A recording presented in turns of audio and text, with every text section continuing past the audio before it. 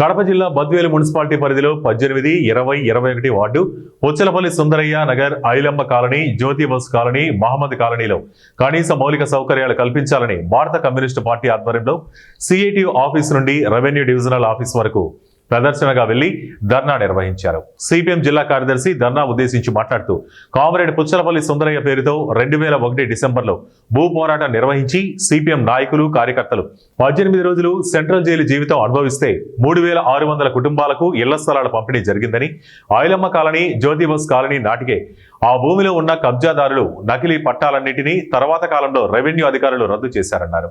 భారత రాజ్యాంగంచే గుర్తించబడ్డ transfer of property act ప్రకారం 12 సంవత్సరాల ప్రభుత్వ భూమిలో ప్రైవేటు వ్యక్తులు ఉంటే ఆ భూమి వారికి పట్టాగా ఇవ్వాలని చట్టం చెబుతున్నా ఇప్పటి వరకు పట్టాలు ఎందుకు మంజూరు చేయలేదని వారు ప్రశ్నించారు.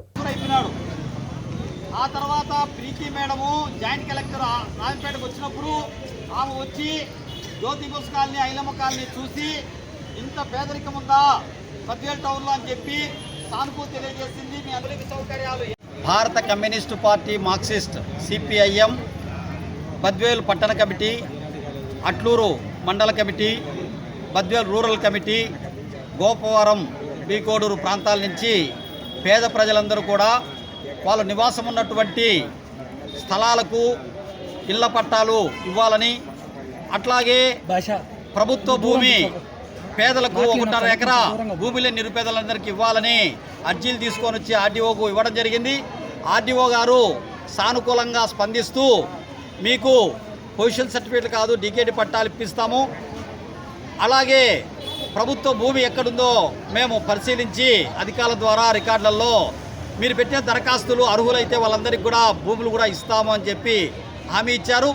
మాకు దానికి సానుకూల స్పందన చేసినందుకు వారికి మొదట ధన్యవాదాలు తెలియజేస్తూ ఉన్నాం. రెండోది, ఈరోజు దాదాపుగా చంద్రబాబు నాయుడు ప్రభుత్వం 2014లో అధికారంలో ఉన్నప్పుడు అర్జీలు ఇచ్చాము. ఆ తర్వాత వైఎస్ఆర్ గవర్నమెంట్ వచ్చినప్పుడు అర్జీలు ఇచ్చాము. ఆ తర్వాత